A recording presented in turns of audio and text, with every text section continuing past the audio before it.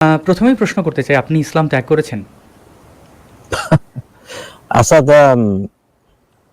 যেটা আমার এই 4 দশক প্রায় হয়ে গেল আমার জীবনের, এই 4 দশকে আসলে ইসলাম সংজ্ঞায়িত করতে পারে নাই মুসলিমরাই।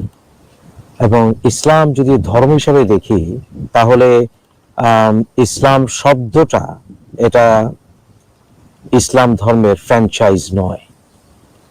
তাহলে যদি বলো মোহাম্মদ ইসলাম আপনি শান্তিতে আছেন কিনা, আমি বলবো হ্যাঁ শান্তিতে আছি। আর যদি বলো গতানুগতিক প্রচলিত ইসলাম বলতে যেটা বোঝায়, সেটা কি কি বুঝবো? গতানুগতিকটাই বা কি বুঝবো? আমরা যেই ধর্মে বড় হয়েছি, যে বিশ্বাসে, যে ধারায়, হাদিস, কোরআন, ইজমা, কিয়াস, ওটা আমি 2016তেই ত্যাগ করেছি। আমি ওই ইসলামে কখনোই ফিরে আসিনি আসাদ।